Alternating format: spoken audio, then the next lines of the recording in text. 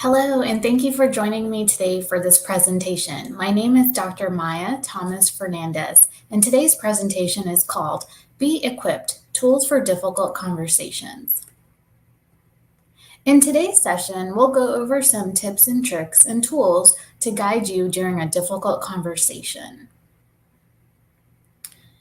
Here's a little bit about myself. I currently work as a director in the Employer Resource Center at Dallas College. I'm also an assistant professor at West Coast University.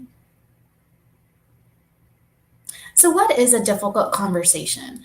I think we can all agree that we've had conversations that are great, but then somehow turn sour. They can turn south either by just the tone of the conversation or something that someone says. So, how do we deal with a difficult conversation? How can you remain calm and cool and let your point come across without being difficult or rude? So, communication. There are three different types of communication. We have verbal, written, and visual. Verbal and written are used pretty much every day, and visual communication clues are also seen daily, especially when you're in a team meeting or talking to someone one on one. So, there are filters and triggers when we communicate. These filters and triggers are we see, we hear, we feel, and all of these lead to reactions and how it affects how we react. So these filters and triggers not only affect you as a speaker, but also the listener. So we have to be cautious when we see, hear, and feel, and react in a calm and cool, collected way. Filters and triggers also affect communication and can be positive or negative. So, one tool is to master your stories. What does this mean? We can have strong emotions. We should be able to separate facts from fiction, and we should be able to tell the rest of the story. One thing is that when we're in a difficult conversation, it's easy to become really angry or upset and let those emotions take over. We have to remember to stay calm, cool, and collected. We should always remember to put ourselves in the other person's shoes and try to see what the other person's side of the story is. It's important to always tell the full story so that all the facts are there. So the conflict isn't the problem. Poorly managed conflict is the problem. Again, if we have a conflict with a teammate or a coworker and it lingers, nothing gets solved.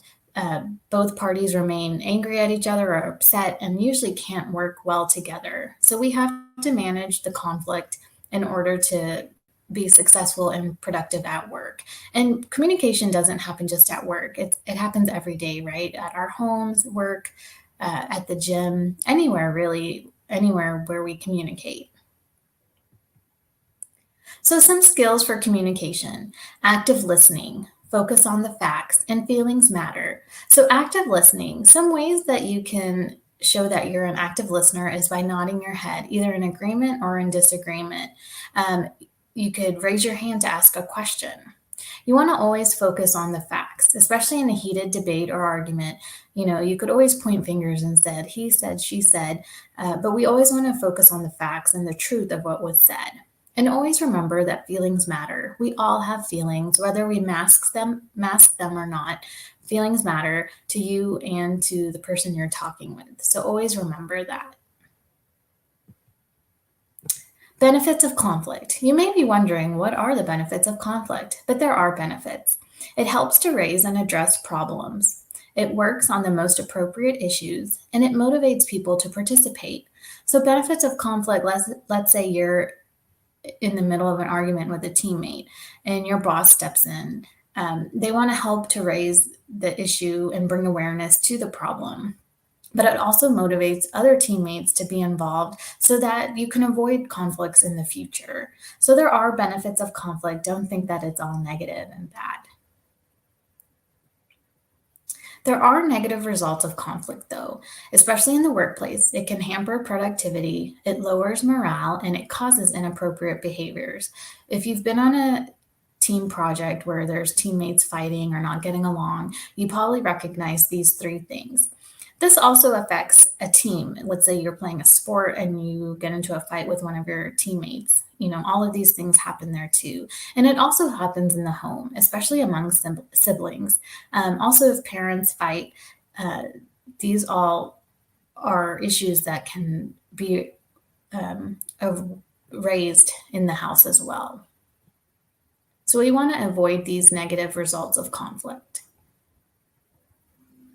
The danger of conflict. There is also danger to conflict. It causes inappropriate behavior and it damages relationships. Inappropriate behavior can be seen in the workplace, at school, at home, and damage relationships across the board. So we want to be mindful of this and always repair any argument that you're in, repair those relationships. Especially with coworkers, remember, you don't have to take them home, but you do have to work with them. So it's good to have a collegial relationship with those that you work with. Another tool is to improve your listening. And how do you do this? I want to encourage you to vent, whether it's to your whole team or just to a trusted coworker. It's important to vent so that you don't keep your feelings inside. Rephrase what you hear. It's important for the communicator to know that the listener is listening. So rephrase what you hear. Ask about feelings. Again, feelings are important to all of us, so we want to make sure our feelings are seen and heard. Keep the focus on them. Make sure you're asking questions, really doing that active listening, nodding your head, um, showing them that you're paying attention. Look them in their eyes when they're speaking. And then help brainstorm, especially if a person's in a difficult situation. They may be coming to you for trusted advice. So help them brainstorm ideas to help alleviate the situation they're in. Another tool, refuse the sucker's choice. So, what do I mean by this? We want to avoid either or statements. Clarify what you want to achieve and clarify what you want to avoid. This is especially important in an argument situation or in a difficult conversation. You want to let the other person know what you want to happen and also what you want to avoid. Some examples of this, things that you want to achieve, a good working relationship. Again, you don't have to be friends, you don't have to take the person home, but you want to be collegial with one another. And some things you may want to avoid, fighting with the person all the time or getting into arguments all the time. And the result of this is to combine the two into an and question. So combining what you want to achieve and what you want to avoid with an and. So managing conflict. This is important. You need to know your hot buttons. We all have different triggers that set us off. So know what those buttons are for you so that you can manage yourself. Which again, managing yourself, knowing your hot buttons. Work the issue, not the person. It's easy for us to want to place blame on the person that we're talking with. But again, focus on the situation at hand, work the issue and not the person, and then find common ground. Again, especially if it's something at work, find a common ground that you can be on the same page with that person. If it's a conflict at home, especially among siblings, find common ground between both of them so that everyone's happy and that everyone can live peacefully together. Another tool, mutual respect and purpose. Again, especially whether it's at home, at school, or at the workplace, we want to have a mutual purpose and respect. If we don't respect one another, it's hard to get work done and to work together. And this is important not only at work, but at school and at home. As an educator, I've seen students not get along together or fight for whatever reason or get upset at one another, especially like in a lab setting. So it's important as an educator just to remind students, hey, have a mutual purpose and respect. We're all here to learn and to grow, and so we need to be here to help one another and not to put each other down. Another tool is to create safety. What do I mean by this? Especially when you're in a difficult conversation or a heated argument, it's easy to point fingers or just to let the situation grow big. But you want to create safety for all parties, not just one or the other, but for everyone. And by creating safety, people feel safe to talk and to share their ideas, and they become a little bit more vulnerable, which is important in healing a difficult conversation and being able to move forward.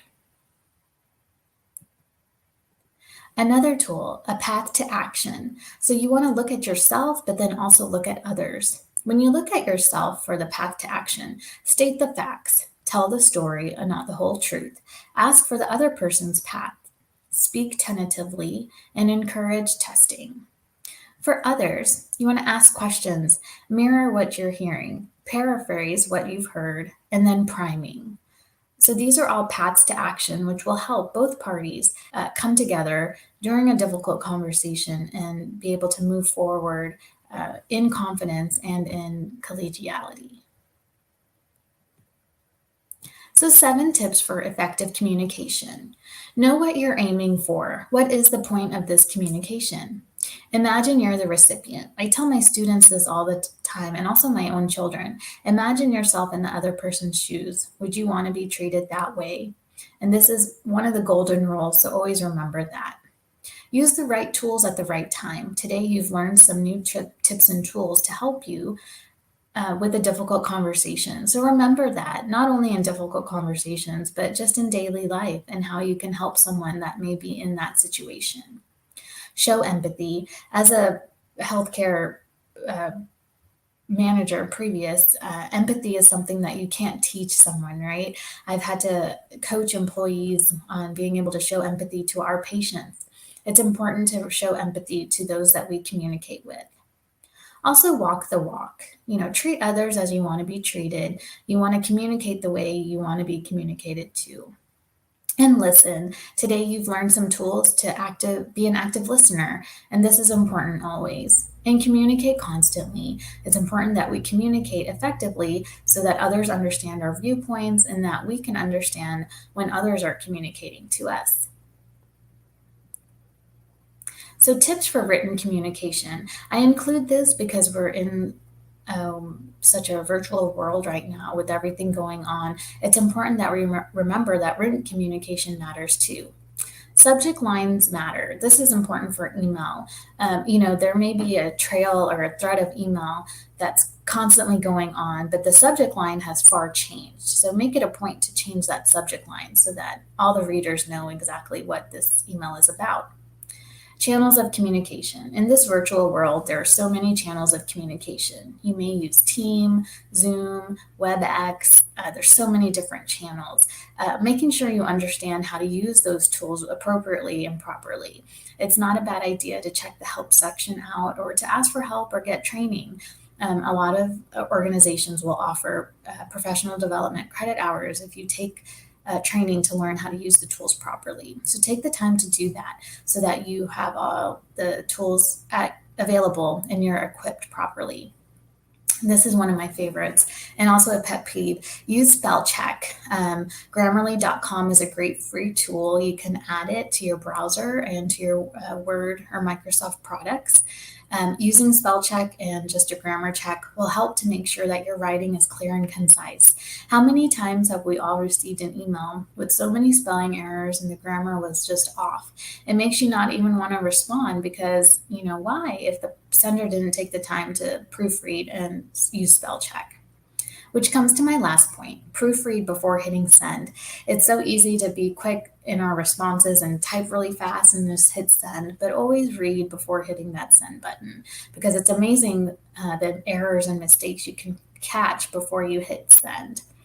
So I hope these tips have come in handy for you and that you'll remember these the next time you are writing an email or a letter. So in conclusion, I hope this presentation has equipped you with more tools to be productive when you're in a difficult conversation. And even if you're not in a difficult conversation, you can help a coworker or a spouse or a child who may be in a difficult conversation to be able to calm down, to remember to actively listen, and to let their feelings be known. Please keep in touch. My email is here. Again, I hope you enjoyed this presentation. Enjoy the rest of this conference and have a great day. Thank you.